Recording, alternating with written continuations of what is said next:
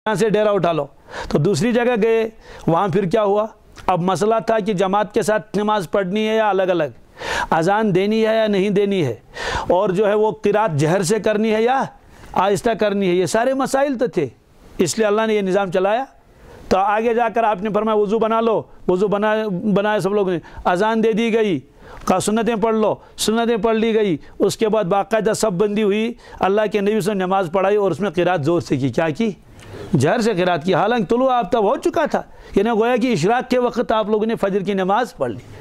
अब सवाल ये है कि अल्लाह के नबी सल्लल्लाहु अलैहि वसल्लम के बारे में तो रिवायत है, बुखारी शरीफ में कई जगह रिवायत है। हज़रत आयशा सिद्दीक़ा रज़ियल्लाहु ताला अन्हा ने अर्ज़ किया, या रसूलल्लाह सल्लल्लाहु अलैहि वसल्लम, आपने खुद फरमाया जो आदमी सो जाएगा तो उसका वज़ू टूट गया, चाहे टेक लगा कर सो जाए, चाहे बिल्कुल करवट पर लेट के सो जाए, तो अगर बावज़ू भी होगा, अब वज़ू टूट गया। अब नमाज़ पढ़ने के लिए तजदीद वज़ू ज़रूरी है, दोबारा वज़ू करना ज़रूरी है। आपने फरमाया बिल्कुल ऐसा ही है। लेकिन अर्ज़ किया, हज़रत मैं देखती हूँ और बार बार मैं देखती हूँ कि आप फजर की सुन्नत पढ़ने के बाद आराम फरमाते हैं। क्या फरमाते हैं? बिल्कुल सो जाते हैं। ऐसा महसूस होता है कि हज़रत तो बिल्कुल सो गए, क्योंकि वो जो करीब में होता था उसको भी महसूस होता था तो बिल्कुल आराम में है, सो रहे हैं। तो जिसको खर्राटा लेना कहते हैं, बिल्कुल हसीन जमील, हल्का फुल्का सा। उसके बाद हज़रत बिलाल हबशी रज़ियल्लाहु ताला अन्हु आते थे इत्तला देने के लिए, हज़रत नमाज का वक्त हो गया। इसलिए एक मरतबा हज़रत बिलाल हबशी ने अर्ज़ किया, अस्सलातु खैरुम मिनन नौम। आप फ़ौरन उठे, फरमाया बिलाल ये जो तुमने अस्सलातु खैरुम मिनन नौम पढ़ लिया, इसको फजर की नमाज, फजर की आज़ान में पढ़ लिया करो। तो ये असल हज़रत बिलाल हबशी ने फरमाया था, अस्सलातु खैरुम मिनन नौम, नमाज नींद से जी। तो बहरहाल आप तशरीफ़ लाते थे, नमाज़ पढ़ाते थे। तो हज़रत आयशा सिद्दीक़ा रज़ियल्लाहु ताला अन्हा ने यही अर्ज़ किया कि हज़रत आप आके नमाज़ पढ़ाते हैं, दोबारा वज़ू नहीं फरमाते हैं, इसकी क्या वजह है? आपने फरमाया तनाम ऐनाय वला यनाम क़ल्बी। आपने फरमाया बिल्कुल सही है, मेरी आंखें सोती हैं, मेरा दिल मुबारक तो जागता रहता है। इन्हें फरमाया कि आप लोगों का तो वज़ू टूट जाता है, मेरा वज़ू नींद से नहीं टूटता है, इसलिए कि मेरा दिल मुबारक तो जागता रहता है, इसलिए मेरा वज़ू नहीं टूटता। तो जिस हस्ती का दिल मुबारक जागता रहता हो तो वो तो कम से कम फजर में तो बेदार होने ही चाहिए, है ना, ये मसला है ना। लेकिन उस वक्त अल्लाह ने क्या अपनी कुदरत चलाई तो कुछ पता नहीं चलता।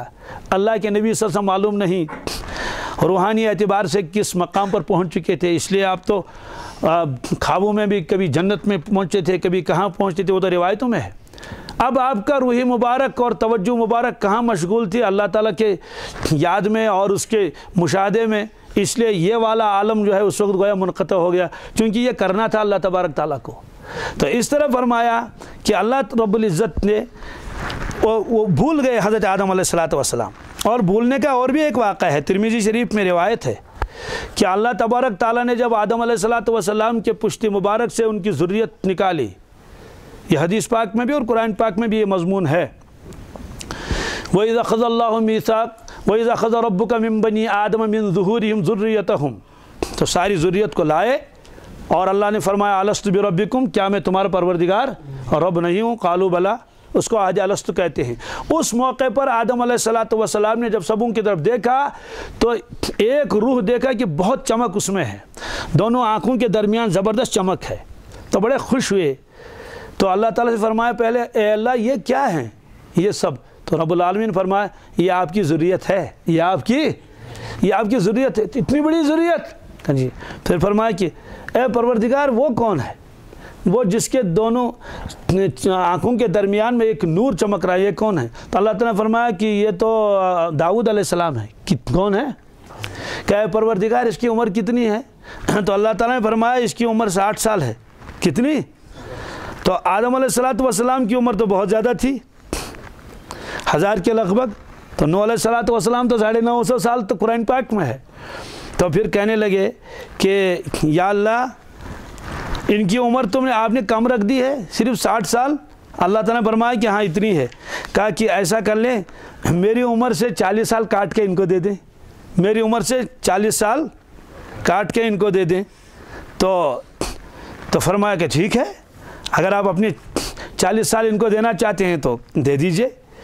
اس کے بعد ہوا کیا؟ اس کے بعد آدم علیہ السلام دنیا میں تشریف لائے۔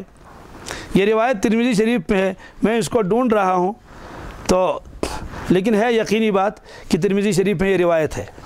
تو فرمایا کہ اب جب آدم علیہ السلام کے 40 سال باقی رہ گئے، کتنے؟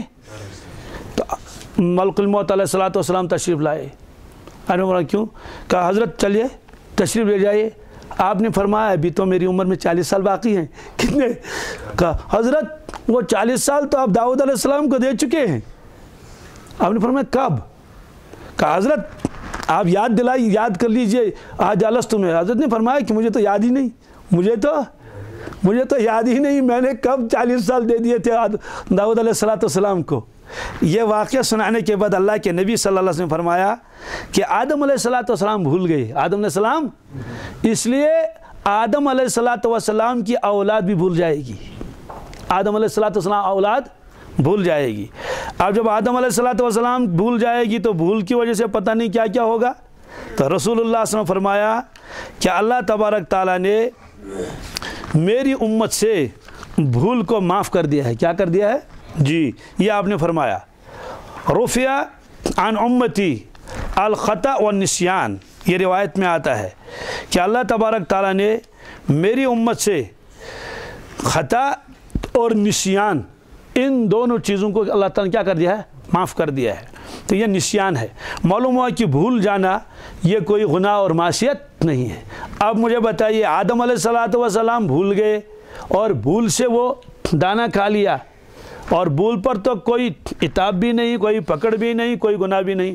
جیسے مثال کے طور پر رمضان کے مہینے میں یا ویسے ہم نے روزہ رکھا ہو، مثلا رمضان کا مہینہ ہو اور آپ بھولے سے پانی پی لیں گے تو بتائیے روزہ ٹوٹا یا رہا؟ روزہ رہا ہے نا۔ جان بوجھ کر کوئی پی لے گا تب تو ظاہر سی بات ہے، تب تو کفارہ دینا پڑے گا۔ ایک روزے کے بدلے میں تو 61 روزے رکھنے پڑیں گے، دو مہینے تو لگاتار کفارے کے اور ایک اس کی قضا۔ لیکن آپ کھانا بھی کھا لیں، پانی بھی پی لیں اور آپ کا روزہ برقرار ہے۔ اور اللہ کے نبی صلی اللہ علیہ وسلم نے ایک شخص کے بارے میں فرمایا کہ اس نے روزے کی حالت میں پانی پی لیا تھا، کیا فرمایا؟ اللہ نے اس کو پلا دیا، اللہ نے اس کو، تو روزہ بھی برقرار رہا اس کا اور پانی بھی پی لیا۔ اور کتابوں یہ مسئلہ لکھا ہے، رمضان کے مہینے میں اگر کسی آدمی کو آپ دیکھیں گے بھولے سے پانی پی رہا ہے، بھولے سے، تو اس کو کہو کہ بھائی آپ روزے سے ہیں، آپ یعنی پانی مت پی لو۔ لیکن اگر وہ بوڑھا ہے، کیا ہے، کمزور ہے، تو خاموش رہو۔ کیوں؟ کوئی زبردست، اور شریعت نے یہ بھی حکم تو نہیں کیا ہے کہ اس کو روک لو، بلکہ خاموش رہو۔ کیوں؟ اللہ تعالیٰ اس کو پلا رہا ہے کہ بوڑھا ہے بیچارہ، اس کا روزے کا ثواب بھی کم نہیں ہونا چاہیے اور ذرا پانی بھی تو پی لے۔ تو خلاصہ یہ ہے کہ بھول جو آدم علیہ السلام اور اولاد آدم کے اندر ایک اللہ تعالیٰ نے چیز رکھی ہے، اس پر کوئی پکڑ دکڑ نہیں۔ اب سوال ہے کہ آدم علیہ السلام بھول گئے تو بھول پر آپ نے اتنا رویا؟ ہاں، کیوں؟ آدم علیہ السلام کو اللہ نے فرمایا تم بھولے کیوں؟ کیا صرف ان پر اس وجہ سے کہ آپ نے یاد کیوں نہیں رکھا، بس اس پر۔ اب کیا کرنا پڑے گا؟ فرمایا کہ بھائی اب تو جانا ہی پڑے گا دنیا میں۔ اب اس درخت کے کھانے سے کیا ہوا؟ اس وقت تک حضرت آدم علیہ السلام کو استنجا کی ضرورت پیش نہیں آئی تھی جب تک وہ جنت میں رہے۔ کیوں؟ اس لیے کہ جنت کے پھل ایسے نور سے بنے ہوئے ہیں، اس لیے اس کو کھانے کے بعد کوئی بشری تقاضا نہیں۔ یہ وہ پھل تھا، یہ وہ پھل ایسا تھا کہ اس کے کھانے سے وہ طبیعت میں وہ تقاضا پیدا ہو جائے گا استنجا وغیرہ کا۔